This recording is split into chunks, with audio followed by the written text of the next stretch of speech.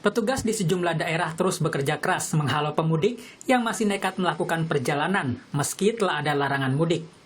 Kakor Lantas Polri Irjen Istiono menyebut hingga hari ketiga penerapan larangan mudik sudah ada 70.000 kendaraan yang diputar balik. Istiono menambahkan volume kendaraan yang keluar dari Jakarta menuju Jawa maupun Sumatera mengalami penurunan. Ini volume arus kendaraan yang menuju Jawa ini mengalami penurunan sebanyak 73%. Kemudian yang menuju Bandung, Jawa Barat turun sampai 78,3%. Kemudian yang menuju Sumatera turun sampai 43,3%. Meski sudah dilarang, para pemudik motor terlihat memadati jalur Pantura di wilayah Cirebon, Jawa Barat. Sejumlah pemudik diberhentikan dan diputar balikan ke daerah asal. Kendaraan roda 2 dan 4 dengan plat nomor luar daerah menjadi sasaran pemeriksaan. Sementara itu, Kepala Dinas Perhubungan Jawa Barat, Heri Antasari menyebut, pemudik dengan motor biasanya berangkat secara rombongan untuk bisa menerobos penyekatan petugas. Terutama roda 2 menunggu sesamanya, kemudian berangkat sama-sama untuk dalam hal ini agar membuat tugas kewalahan hingga diloloskan dan lain sebagainya. Hal seperti itu sudah kita dari informasi pihak kepolisian, dari teman-teman di Satpol PP, ini selama 3 hari penyekatan ini sudah menjadi fenomena yang terjadi. Para pemudik juga berusaha pulang ke kampung halaman melalui jalur laut. Petugas Kesatuan Penjagaan Laut Pantai KPLP Tanjung Priok menangkap 3 perahu nelayan yang membawa pemudik dari Jakarta, tujuan Karawang, Subang, dan sekitarnya. 3 kapal masing-masing, satu penumpangnya ada 9, yang kedua kapal kedua ada 9, dan kapal ketiga ada 10. 2 kapal masing-masing dipungut 500.000, dan kapal yang ketiga yang kita temukan dipungut 1 juta masing-masing penumpang. Di antara sebagian orang yang nekat pulang kampung di masa larangan mudik, lain halnya dengan Ana Rohana, seorang asisten rumah tangga di Jakarta Barat yang memilih menahan keinginan pulang ke kampungnya di Probolinggo, Jawa Timur karena aturan larangan mudik yang berlaku. Ya, saya bilang kan nggak boleh pulang. Sebenarnya kalau pulang duluan kan keadaan seperti itu dulu, belum ada apa-apa, belum ada ongkos. Jadi bulan tanggal 6-nya kan udah nggak boleh pulang. Ya udah, nggak usah pulang sekalian. Sedih karena orang tua udah tua. Mau gimana lagi? Udah keadaan seperti ini. Pemerintah telah memutuskan larangan mudik dari tanggal 6 hingga 17 Mei 2021. Larangan ini bertujuan untuk mencegah potensi lonjakan kasus COVID-19 selama libur Lebaran. Tim Liputan, Kompas TV.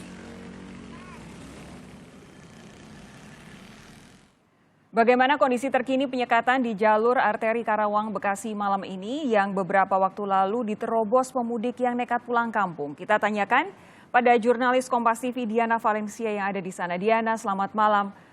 Bagaimana situasi di pos penyekatan pemudik di jalur arteri Karawang Bekasi saat ini, Diana? Ya, selamat malam Sofi dan juga saudara. Situasi penyekatan saat ini masih terus berlangsung, pemeriksaan satu persatu kendaraan. Terutama ini jelang malam, ini tadi penyekatan sempat dihentikan sementara sekitar pukul 5:30 sampai dengan pukul 6. Kemudian dimulai kembali sekitar pukul 6.15 sampai dengan saat ini masih terus berlangsung. Saya akan tunjukkan Sofi kondisi terkini, saya akan bergeser sedikit. Kemudian juru kamera saya Arif Rahman akan menunjukkan kepada Anda. Kalau Anda lihat, ini merupakan kondisi titik sekat Tanjung Pura. Tanjung Pura ini merupakan perbatasan Bekasi dan Karawang dan salah satu jalur induk yang akan dilintasi kendaraan termasuk kendaraan roda 2. Sofi dan juga saudara, apabila menuju Karawang dari arah Bekasi. Kalau Anda lihat di layar kaca memang sudah ada sejumlah petugas gabungan mulai dari kepolisian, TNI, kemudian juga dari Satpol PP juga ikut membantu untuk memeriksa.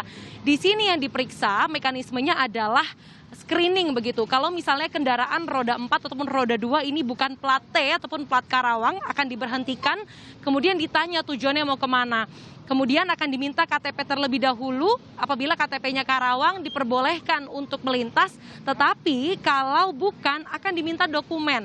Ada 3 opsi dokumen, Sofi dan juga saudara. Yang pertama untuk urusan dinas tentu harus melampirkan surat keterangan dari perusahaan, kemudian kalau yang kedua masalah urusan kesehatan ataupun keluarga, ini bisa melampirkan surat keterangan dari lurah ataupun kepala desa, ataupun dokumen pelengkap lainnya, seperti misalnya surat keterangan meninggal dunia dari kerabat yang bersangkutan, ataupun surat keterangan dari rumah sakit setempat. Kemudian di luar dari dua urusan tersebut, ini bisa melampirkan surat izin keluar masuk yang bisa diakses melalui aplikasi. Nah, Sofi dan juga saudara, ini masih cukup banyak sebenarnya, terutama di sini kendaraan roda 2 yang ingin melintas dari arah Bekasi menuju Karawang tapi tidak memiliki dokumen yang lengkap. Tercatat dalam informasi yang kami himpun, ini ada kurang lebih 335 kendaraan yang diminta untuk putar balik, Sofi. Rata-rata, yakni 235-nya merupakan kendaraan roda 2 ataupun motor, dan sisanya 100-nya adalah kendaraan roda 4. Yang di sini juga menjadi catatan, ini adalah meskipun mereka memiliki izin dokumen ataupun surat tertentu, masalah protokol kesehatan tidak boleh dilupakan. Dan beberapa di antaranya, ini masih cukup banyak yang belum mengetahui, Sofi, ketika mereka sampai di tempat tujuan, ini harus isolasi mandiri 5x24 jam, dan melapor RT RW ini masih belum diketahui. Sehingga sebenarnya sosialisasi masalah protokol kesehatan juga harus ditegaskan. Sofi. Diana, begini, ini kan kalau malam hari biasanya banyak pemudik menggunakan sepeda motor yang melintas secara ramai-ramai. Lalu beberapa waktu yang lalu kita juga sempat mendengar ada berita di mana pemudik melintas secara beramai-ramai sehingga para penjaga kewalahan. Nah, adakah penjagaan khusus menjelang malam hari atau mungkin personel polisi tambahan? Karena umumnya malam itu ramai dilintasi pemudik, terutama yang menggunakan motor. Ya, Sofi, benar sekali. Secara kasat mata saja kami yang sedari siang di sini itu memantau kondisi lalu lintas siang sampai dengan sore menjelang malam ini berbeda sekali. Sore jelang malam ini jauh lebih banyak, terutama kendaraan roda 2. Tentu ada sejumlah antisipasi yang dilakukan, tetapi memang sudah dilakukan sedari sebelum adanya peristiwa penerobosan para pemudik yang memaksa untuk melintas. Kalau boleh saya rincikan, saat ini posisinya saya di Tanjung Pura. Ini memang lokasinya berdekatan dengan titik sekat di Kepuh. Ini merupakan titik yang kemarin sempat diterobos oleh para pemudik. Kurang lebih hanya sekitar 3 km dari sini dan kondisinya sebenarnya tidak jauh berbeda. Tapi di sini sudah ada maksud kami lebih dari 30 petugas gabungan yang dikerahkan. Dan ini secara shifting begitu akan diganti selama 2 sampai dengan 3 jam sekali guna memaksimalkan pengawasan supaya tetap 24 jam dan tidak ada pelonggaran. Sofi. Baik, terima kasih Diana Valencia atas laporan Anda malam hari ini.